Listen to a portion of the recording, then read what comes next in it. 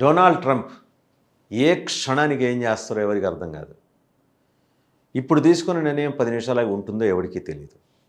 పొద్దున్న లేస్తే పక్కాడితో తగువులు, లేకపోతే పాకిస్తాన్ ఆర్మీ చీఫ్ తోటి ప్రశంసలు చెప్పించుకోవటం, వాళ్ళని భోజనానికి పిలవటం, వాళ్ళకి మంచి రుచికరమైన భోజనం పెట్టేసి నన్ను నోబెల్ ప్రైజ్కి రికమెండ్ చేయమని చెప్పడం. బహుశా ఇంత ఇంత విచిత్రమైన ధోరణితోటి ఇంతకుముందు ఎన్నడూ కూడా అమెరికన్ ప్రెసిడెంట్స్ వ్యవహరించి ఉండకపోవచ్చు. ఆయన ట్రంప్ 1లోనూ ట్రంప్ ఇదే రకమైన ధోరణి ప్రశ్నించారు. కానీ ట్రంప్ 2లో చాదస్యం ఎక్కువైపోయిందా, లేకపోతే నేను ప్రపంచ పోలీస్ని, నేనేం చెబితే అదే జరుగుతుంది అనే ధోరణితో వెళ్తున్నారు. ఈ $1,00,000 ఏంటంటున్నారు? H1B వీసా పొందడానికి $1,00,000 ఫీజును జోడించాలట. ఒకవేళ H1B వీసా కింద ఏదైనా కంపెనీ ఎవరినైనా స్పాన్సర్ చేసి అమెరికా పంపించాలంటే $1,00,000 పే చేయాలట. ఆయనే ఉంటే అనేదో సామెత ఉంది.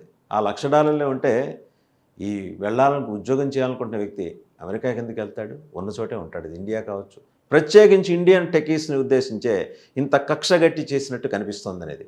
మరోపక్క అక్టోబర్లో ఏమో ప్రధానమంత్రి నరేంద్ర మోడీతో ఆయన భేటీ అవుతున్నారట. అవబోయే ముందు ఈ అరాచకం ఏంటి? ప్రత్యేకించి అక్కడ నిపుణులు ఏమంటున్నారంటే, కొలంబియా యూనివర్సిటీలో పిహెచ్డి చేస్తున్న డానియల్ డి మార్టినో అని ఆయన ఎక్స్ ప్లాట్ఫామ్ మీద అలా పోస్ట్ చేశారు.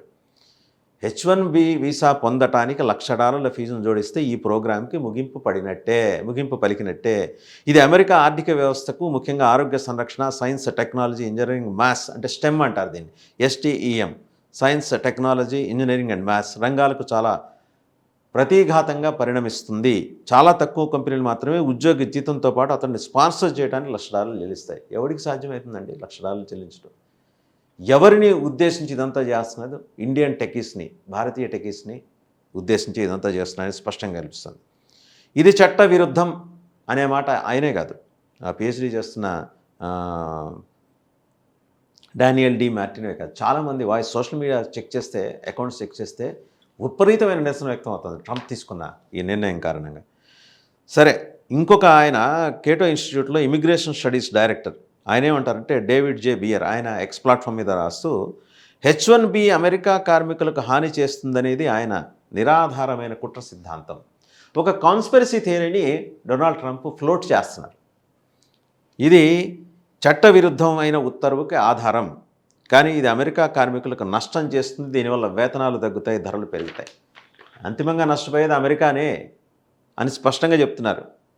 ప్రభుత్వం ఏం చెప్తోంది అంటే, గౌరవ డొనాల్డ్ ట్రంప్ గారి ప్రభుత్వం ఏం చెబుతోంది? H1B నాన్ ఇమిగ్రెంట్ వీసా కార్యక్రమం అదనపు అత్యంత నైపుణ్యం కలిగిన పనులను నిర్వహించడానికి తాత్కాలిక కార్మికులను యునైటెడ్ స్టేట్స్లోకి తీసుకురావడానికి సృష్టించారట. వినేవాడు అమాయకుడు, వినేవాడు గనక మనకు సామెత ఉంది, వెరివెంగళప్ప అయితే చెప్పేవాడు వేదాంతి అని. అంటే వినేవాళ్ళందరూ వెరివెంగళప్పలా ఇక్కడ అలాగే చెప్తోంది గవర్నమెంట్. తక్కువ జీతం, తక్కువ నైపుణ్యం కలిగిన కార్మికులతో అమెరికన్ ఉద్యోగులను భర్తీ చేయడానికి దీన్ని ఉద్దేశపూర్వకంగా ఉపయోగించుకుంటున్నారు అని చెప్పేసి ప్రభుత్వం ఆరోపిస్తుంది, అమెరికా ప్రభుత్వం.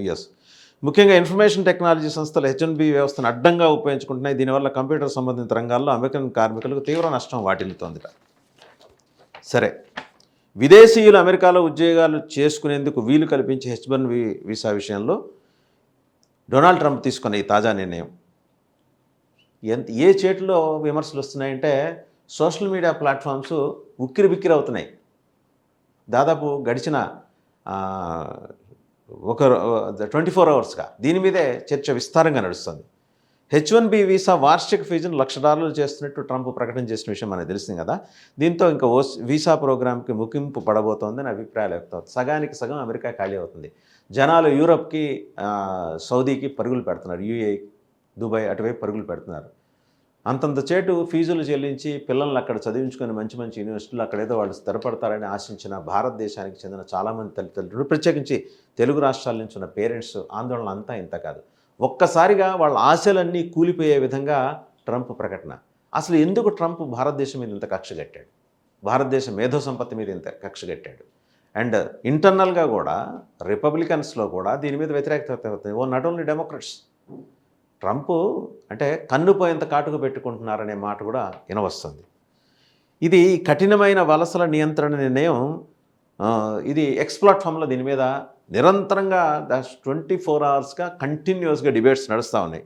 భారతీయ టెక్ ఉద్యోగుల మీద భారీ ప్రభావం చూపుతుందని చాలామంది అభిప్రాయపడుతున్నారు కూడా. ఎందుకంటే ప్రతి ఏడాది వేలాది మంది భారతీయులు, ముఖ్యంగా ఐటీ రంగంలో పనిచేసేవారు H1B వీసాల ద్వారా అమెరికాలో ఉద్యోగాలు చేస్తున్నారు. సోషల్ మీడియాలో ఇంకా ఏమేమి రాసుకుంటూ వచ్చారంటే, ఇది చూడటానికి చాలా చిత్రంగా ఉంది, కొత్తగా గ్రాడ్యుయేట్ అయిన వారికి ఉద్యోగాలు తగ్గిపోతున్న ఈ సమయంలో అమెరికాకి ఇది అవసరం అని నేను అనుకుంటున్నాను. దీని పర్యవసనాలు భారతదేశంపై చాలా తీవ్రంగా ఉంటాయి.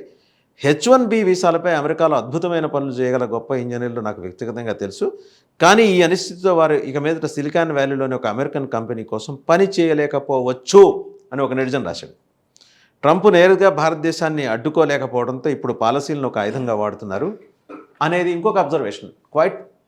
ఎందుకంటే ఎక్కడా తలంచకుండా ప్రధానమంత్రి కానీ, భారత విదేశాంగ మంత్రి కానీ, అలాగే మనకున్న మేధో సంపత్తి కలిగిన నిపుణుల బృందాలు కానీ ఎక్కడికక్కడ ట్రంప్ని వాళ్ళు ఉపాయంతో కొడుతున్నారు.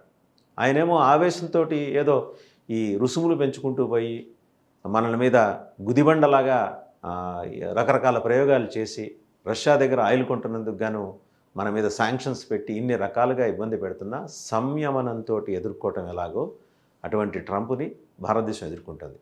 సో దాంతో ఏం చేయలేక H1B వీసాల మీద పడ్డారు. $1,00,000 ఫీజు. ఇక్కడ దమ్మిడి వ్యాపారానికి యాగానికి క్షౌరం అని ఒక సామెత ఉంది. అక్కడ వెళ్ళి సంపాదించుకుంటే అమెరికాలో బహుశా సంవత్సరం మొత్తం కష్టపడితే $1 నుంచి $1.5 కోటి వస్తుంది.